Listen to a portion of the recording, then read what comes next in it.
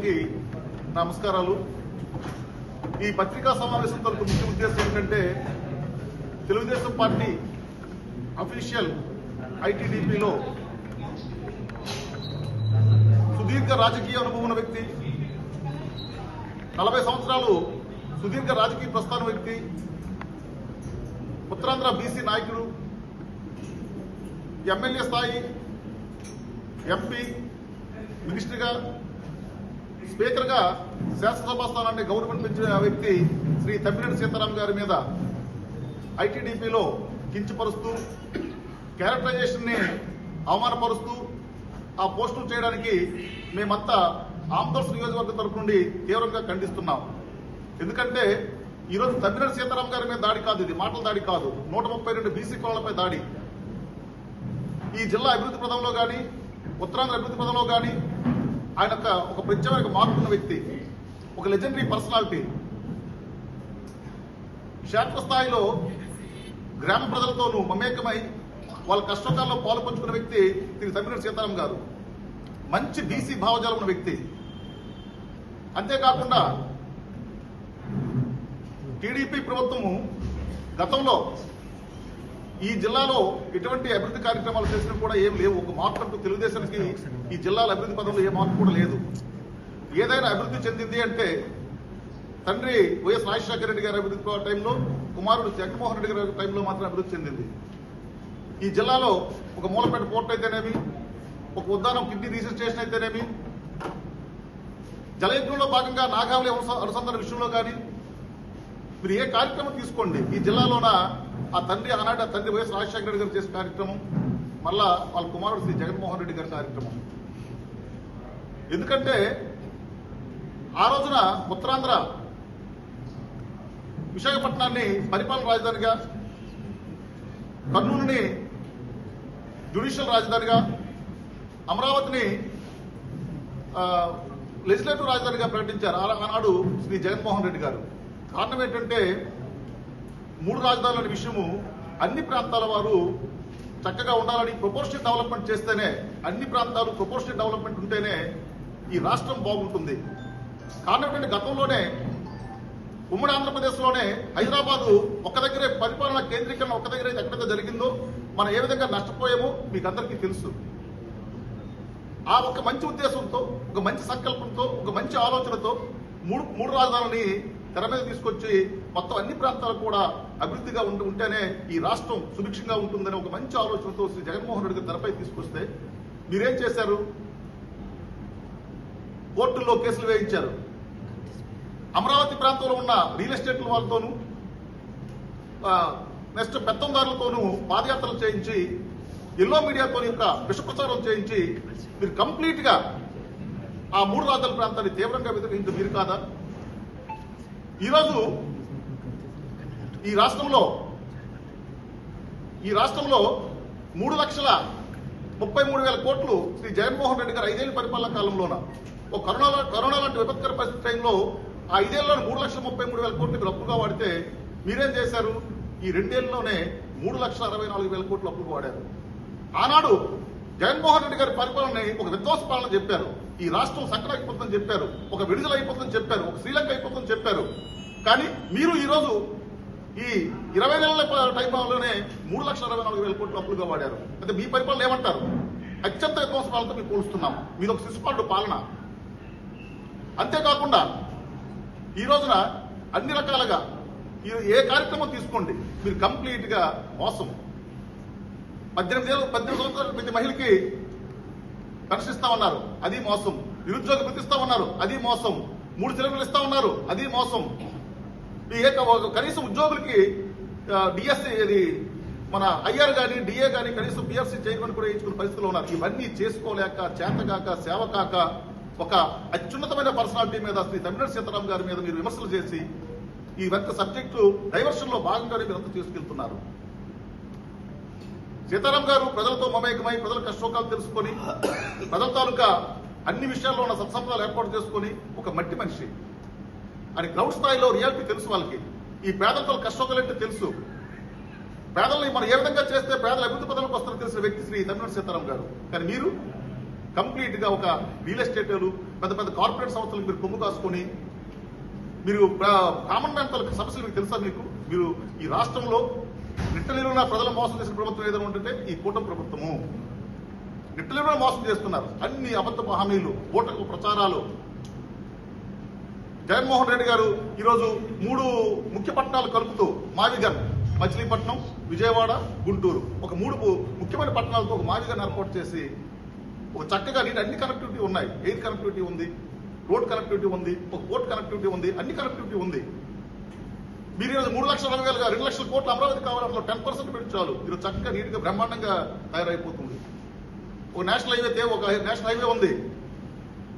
మరి మీరు ఏం చేయడానికి? మీ పెత్తందారులకి, మీ బినామీలకి ఓన్లీ ముట్ట చెప్పడం కోసమే ఈ అమరావతి. ఒక 29 గ్రామాలకి, కొన్ని వర్గాల వారికి, ఒక ఫ్యూ పీపుల్స్ మాత్రమే ఉపయోగపడుతుంది, అది అమరావతి. కానీ జగన్మోహన్ రెడ్డి గారు ఈరోజు మావిగన్ అనేది చాలా మంచి కార్యక్రమం, మంచి సంకల్పం. ఈరోజు సోషల్ మీడియా వేదికగా మీరు చూస్తే ఒక పొలిటికల్ అనలిస్టులు అయితేనేమి, కానీ ఈ రాష్ట్రంలో ఉన్న మేధా వర్గాలు అయితేనేమి, ఒక ఉద్యోగులు అయితేమి, యువత అయితే అందరూ స్వాగతిస్తున్నారు. ఆ మెసేజ్లు కింద సోషల్ మీడియాలోన మావిగన్ను వర్సెస్ అమరావతి మీరు కొడితే టైప్ చేస్తే ఎంతో మంది విజ్ఞానవంతులు, మేధావులు ఈ రాష్ట్రంలో వాళ్ళందరూ కూడా దానికి సపోర్ట్ చేస్తున్నారు. ఇవన్నీ చేయలేక, చేతకాక, సేవలేక ఒక తమ్మినేని సీతారాం గారి ఒక లెజెండరీ పర్సనాలిటీ మీద లేనిపోని ఐటీడీపీ ద్వారా మీరు విమర్శలు చేయడము మేము తీవ్రంగా ఖండిస్తున్నాం. మీరు ఖచ్చితంగా బహిరంగ క్షమాపణ చెప్పాల్సిందే, బహిరంగ క్షమాపణ చెప్పాల్సిందే. సీతారాం గారు అంటే 40 years ఇండస్ట్రీ అండి, ఒక రాజకీయ ధురంధరుడు, ఒక మంచి రాజకీయ మీద పూర్తి అవగాహన ఉన్న వ్యక్తి, ప్రజలు కష్టంగా తెలిసిన వ్యక్తి. అలాంటి వ్యక్తి మీద మీరు ఈరోజు ఐటీడీపీలో మీరు ఇష్టానుసారంగా మీరు చేస్తే మీ ఊరుకునే ప్రసక్తి లేదు. ఈరోజు రాష్ట్రం మొత్తం మీద 132 బీసీ కులాలకు కూడా ఈరోజు సీతారాం గారు నిలబడతాయి. ఆల్రెడీ కొన్ని నియోజకవర్గాల్లో ప్రెస్ మీట్లు పెట్టి ఖండించడం జరుగుతుంది. ఇది చాలా ఉధృతంగా వెళ్తుంది. అది స్పీకర్ గా చేసి శాసనసభ స్థానాన్ని విలువలు పెంచిన వ్యక్తి అతను ఏ శాఖ చేస్తే ఆ మున్సిపల్ అడ్మినిస్ట్రేషన్ అయితేనేమి, ఎక్సైజ్ శాఖ అయితేనేమి, క్రీడలు అయితేనేమి, యువత సర్వీసులు అయితే అనేక చేసి దానికి ప్రత్యేక మోక తీసుకొచ్చి శ్రీ తమ్మినేని సీతారాం గారు అని చెప్పి తెలియజేస్తున్నాం. ఖచ్చితంగా మీరు బహిరంగ క్షమాపణ చెప్పాల్సిందే. దానికి మీరు 100% మేము ఈ వేదిక ద్వారా మేము అడుగుతున్నాం. కాబట్టి మీ తెలుగుదేశం వాళ్ళు అది మీరు ఇలాంటి చేతకాని విమర్శలు చేసుకొని కాకుండా ఈ రాష్ట్రంలో ఉన్న ప్రజల అభివృద్ధి పదవిని కోసం ఆలోచించాలని చెప్పేసి నేను మనస్ఫూర్తిగా కోరుకుంటున్నాను. Thank you. గత 4 రోజులుగా తెలుగుదేశం పార్టీ సోషల్ మీడియాలో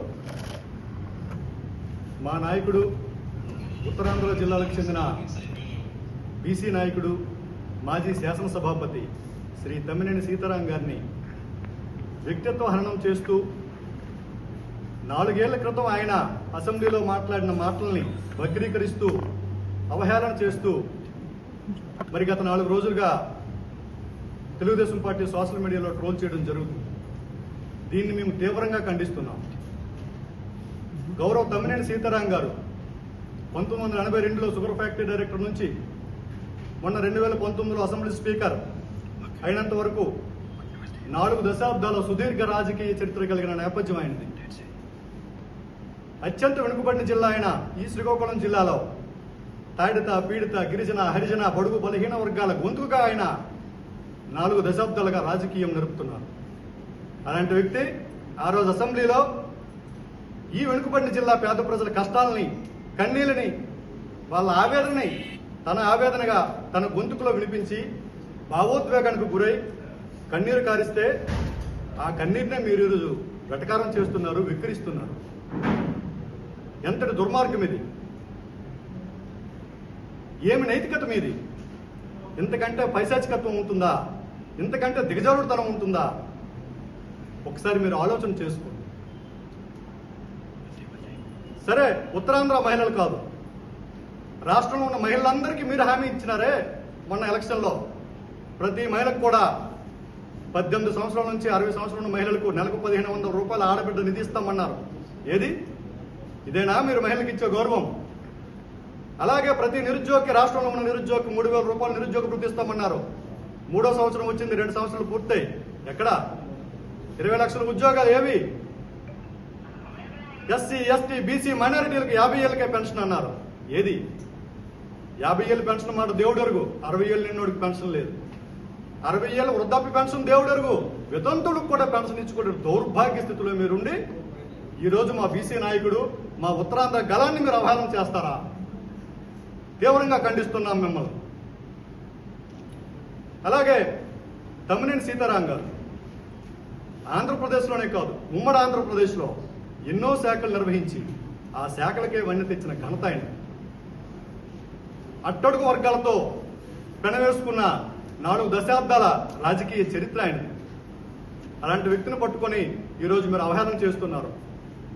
ఏదైతే ఆ రోజు ఈ పేద ప్రజల పక్షాన వాళ్ళు పడుతున్న బాధలు, కష్టాలు, సుఖాలు చెలించిపోయి ఆవేదనతో ఆయన కన్నీటి బొట్టు కార్చారో ఆ కన్నీటి బొట్టుని ఈరోజు మీరు అవహేళన చేస్తున్నారే, రానున్న రోజుల్లో అదే కన్నీటి బొట్టు ఉప్పిళ్ళలా మారి సునామీ అయ్యి ఆ సునామీలో ఈ కూటమి ప్రభుత్వం పోకట వేలతో సహా తొలగిపోతుందని చెప్పి సందర్భంగా వాళ్ళని హెచ్చరిస్తూ బేషరతుగా ఇంతటి లెజెండరీ పర్సనాలిటీ మీద మీరు చేసిన కామెంట్, మీరు చేస్తున్న అవహేళనని బేషరతుగా మీరు క్షమాపణ చెప్పాలని ఉత్తరాంధ్ర బీసీ నాయకుల తరఫున మేము డిమాండ్ చేస్తున్నాం. Thank you. Media, print media మిత్రులకు మరియు ఇక్కడ విచ్చేసినటువంటి వైఎస్ఆర్ కాంగ్రెస్ పార్టీ నాయకులందరికీ నా యొక్క హృదయపూర్వక నమస్కారాలు తెలియజేస్తా ఉన్నాను.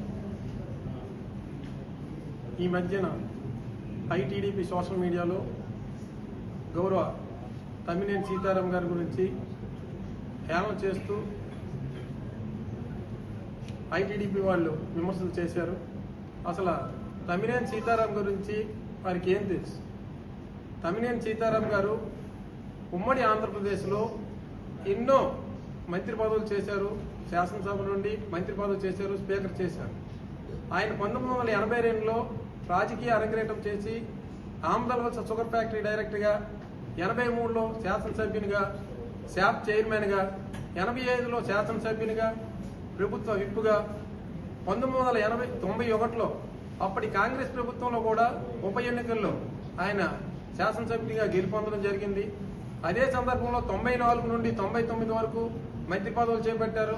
99 నుండి 2004 వరకు సుమారు 26-27 మంత్రి పదవులు చేశారు. 2019 నుండి 2024 కూడా ఆయన ఆంధ్రప్రదేశ్ శాసనసభాపతిగా కూడా ఆయన ఉన్నారు. ఈరోజు అటువంటి వ్యక్తి పైన సోషల్ మీడియాలో అవహేళన చేస్తున్నారు. ఆయన మాట్లాడింది ఏంటి? విశాఖపట్నం క్యాపిటల్ రాజధానిగా వస్తే ఈ జిల్లా అభివృద్ధి చెందుతుంది అనే ఉద్దేశంతో ఆనాడు ఆయన స్పీకర్ స్థానంలో ఉండేటప్పుడు శ్రీకాకుళం జిల్లా వెనుకబాటుతనం గురించి, పేదరికం గురించి, జీవన విధానం గురించి ఆయన మాట్లాడారు. దాన్ని అవహేళన చేస్తూ ఈ రకంగా తెలుగుదేశం ఐటీడీపీ వాళ్ళు సోషల్ మీడియాలో హేళన చేస్తూ విమర్శించడం తగదు. ఈ రకంగా చేస్తే మేమందరం కూడా దీన్ని ఖండిస్తాం. తమ్మినేని సీతారాం గారికి మీరు క్షమాపణ చెప్పవలసిన అవసరం ఉందని కూడా నేను చెప్తూ నేను సెలవు తీసుకుంటాను. అలాగే ఇక్కడికి వచ్చిన వైఎస్ఆర్ అభిమానులకు అందరికీ హృదయపూర్వక నమస్కారాలు. ఈరోజు మన రాష్ట్రంలో అత్యంత విలువలతో కూడిన, అత్యంత పారదర్శకంగా ఎన్నో పదవులు చేసి ఆ పదవులకే వన్నె తెచ్చిన మన బీసీ లీడర్ తమ్మినేని సీతారాం గారిని ఆ రోజు ఆయన అసెంబ్లీలో భావోద్వేగానికి గురయ్యారంటే ఆయనకి ప్రతి గడప, ప్రతి మనిషి తాలూకా హావభావాలు, ప్రతి ఏరియా తాలూకా ఆర్థిక స్థితిగతులు అన్నీ తెలిసి వాళ్ళ ఆవేదనే నా ఆవేదనని వ్యక్తపరిచారు. అయితే ఆ రోజు చేసిన దాన్ని ఈరోజు మీ మీడియా అడ్డం పెట్టుకొని మీరు చేతకాని పరిపాలన చేస్తూ ఏదో రకంగా బురద చల్లాలి, ఎప్పుడో ఏదో ఒక రకంగా తీసుకురావాలి, వైసీపీ నాయకుల మీద బురద చల్లాలనే ఆలోచనతో మీరు చేస్తున్నారు. కానీ మీరు ఏ రోజైనా ప్రజలకి ఎక్కడైనా మేలు చేశారా? మీరు అబద్ధ హామీలతో అధికారానికి రావడం తప్ప మీరు ఏదైనా ప్రజలకు చేసి చూపి మీరు అధికారానికి ఏ రోజైనా ఎప్పుడైనా వచ్చారా? మీరు ఎప్పుడైనా వచ్చినప్పుడు చూడండి, గతంలో 2014లో రుణమాఫీ అన్నారు, అది హామీ ఇవ్వలేదు. బాబు వస్తే జాబ్ అన్నారు, ఎన్ని జాబులు ఇచ్చారు? ఈరోజు మొన్న 2024లో కూడా మీరు హామీలు ఇచ్చారు. 50 సంవత్సరాల పెన్షన్ అన్నారు, అంటే ఆ రకంగా కేటగిరీ కల్లా మోసం చేశారు. ప్రతి ఆడబిడ్డకి 18 సంవత్సరాల నిండిన ఆడబిడ్డకి 1500 రూపాయలు అన్నారు, ఏమైనా ఇచ్చారా? నిరుద్యోగ భృతి అన్నారు, ఉద్యోగాలు 20 లక్షల ఉద్యోగాలు తీస్తామన్నారు. 20 లక్షల ఉద్యోగాలు కాకపోతే ఏం ఉద్యోగం ఎక్కడ తీసారు? 20 లక్షల ఉద్యోగాలు తీయడం ఆ 20 లక్షల మందికి కూడా మేము వాళ్ళకి ఉద్యోగం వచ్చిన వరకు నిరుద్యోగ భృతి ఇస్తామన్నారు. ఏమైనా చేశారా? ఇలాగా స్టూడెంట్స్కి ఇప్పుడు పీజీ రిఫరెన్స్మెంట్ ఉంది, ఇంజనీరింగ్ స్టూడెంట్స్ కానీ ఏమి కానీ వాళ్ళకి ఏమైనా న్యాయం చేస్తారా? వాళ్ళ తల్లిదండ్రులు వాళ్ళ గోలు మేనేజ్మెంట్స్ సర్టిఫికేట్స్ ఇవ్వడం లేదు. ఇలా మీరు అబద్ధం హామీలతో తప్ప ఎప్పుడైనా మీరు ప్రజలకి మేలు చేసి ఏ రోజైనా అధికారంలోకి వచ్చారా? అది రానిది కాక జగన్మోహన్ రెడ్డి కోసం మీరు విమర్శిస్తున్నారు. ఇక్కడ బీసీ నాయకుడు తమ్మినేని సీతారాం కోసం విమర్శిస్తున్నారు.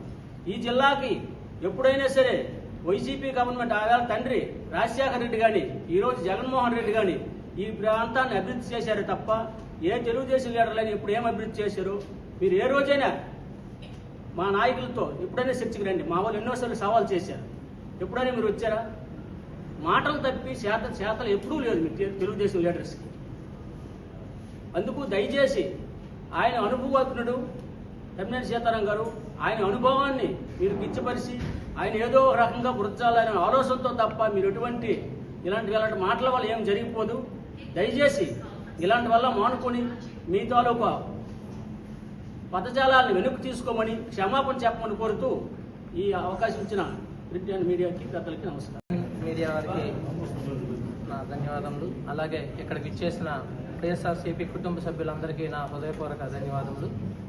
ఈరోజు 5 సంవత్సరాల మంత్రి పదవి అనుభవించిన ప్రతి ఒక్కరూ పార్టీ మారిన వెంటనే కేసుల్లో ఇరుక్కుంటున్న రోజుల్లో ఈ జిల్లాలో సుదీర్ఘకాలం మంత్రిగా అన్ని శాఖల్లో అన్ని రకాల శాఖల్లో మంత్రిగా పనిచేస్తూ ఈ రోజు కూడా మచ్చలేని మగటం లేని మహారాజు మన బీసీ అణగారిన వర్గాల ఆశాజ్యోతి తమ్మినేని సీతారాం గారు అలాంటి వ్యక్తిత్వంపై హననం చేసే వ్యాఖ్యలు చేయడం చాలా చర్చనీయాంశం. ఆ రోజు సీతారాం గారు భావోద్వేగానికి గురై ఉత్తరాంధ్ర జిల్లాలు ఎప్పటి నుండో వెనకబడిన జిల్లాలుగా ఉన్నాయి, మా స్థితిగతులు మా యొక్క అలవాట్లని ఒకసారి ఆయన నెమరు వేసుకుంటూ విశాఖపట్నంలో రాజధాని వస్తే మా ఉత్తరాంధ్ర జిల్లాలు ఎంతో అభివృద్ధి చెందుతాయి, ఇలాంటి అభివృద్ధిని అడ్డుకుంటున్న టీడీపీ నాయకుల యొక్క చేష్టలను చూసి ఆయన భావోద్వేగానికి గురై ఆ రోజు మాట్లాడితే ఆ విషయాన్ని ఈ రోజు వక్రీకరించి మాట్లాడుతున్నారే ఈ టీడీపీ నాయకులు. ఒక్కరికైనా చిత్తశుద్ధి ఉంటే మేము ఈ 45 సంవత్సరాల రాజకీయ అనుభవం అంటున్నాడే చంద్రబాబు నాయుడు ఈ 4 సార్లు ముఖ్యమంత్రిగా పరిపాలించాడు. ఈ ఉత్తరాంధ్ర ప్రజల వెనకబాటుతనాన్ని తగ్గించేందుకు ఆయన ఏం చేశాడో చెప్పే దమ్ముందా? అలాంటి వ్యక్తి ఈ రోజు ప్రజల్ని అనేక బూటకపు హామీలు ఇచ్చి హామీలను అమలు చేయలేక వాటి నుండి ఈ డైవర్ట్ పాలిటిక్స్ స్టార్ట్ చేసి ఎప్పటికీ ప్రజలు మీకు అధికారాన్ని ఇస్తే మీరు పరిపాలన చేయడం చేతకాక వైసీపీ వాళ్ళ మీద భరోసా చల్లే కార్యక్రమాన్ని చేపడుతున్నారు తప్పిస్తే మేము ఈ కార్యక్రమం చేశాం అని చెప్పే దమ్ముందా మీకు? ఆ రోజు రాజశేఖర రెడ్డి గారు వంశధార ప్రాజెక్ట్ తీసుకొచ్చారు. ఈ రోజు జగన్మోహన్ రెడ్డి గారు ఒక కిడ్నీ బాధితుల కోసం ఉద్దానం హాస్పిటల్ తీసుకొచ్చారు. ఇలా మీరు ఏదైనా ఉత్తరాంధ్రకు సంబంధించి ఈ పని మేము చేశామని చెప్పుకునే దమ్ముందా మీకు? ఇలాంటి వ్యక్తులు తమ్మినేని సీతారాం గారి వ్యక్తిత్వాన్ని కోసం హేళన చేసే నైతిక హక్కు ఉందా మీకు అని ప్రశ్నిస్తున్నాం. ఇలాంటి చెత్త పనులు మానుకొని ఇంకొకసారి ఇలాంటి అవహేళనమైన వ్యాఖ్యలు చేస్తే ఊరుకునేది లేదు, సహించేది లేదు. బేసరతుగా క్షమాపణ చెప్పాలని కోరుకుంటూ ఈ అవకాశాన్ని కల్పించినటువంటి ప్రతి ఒక్కరికి నా యొక్క నమస్కారం.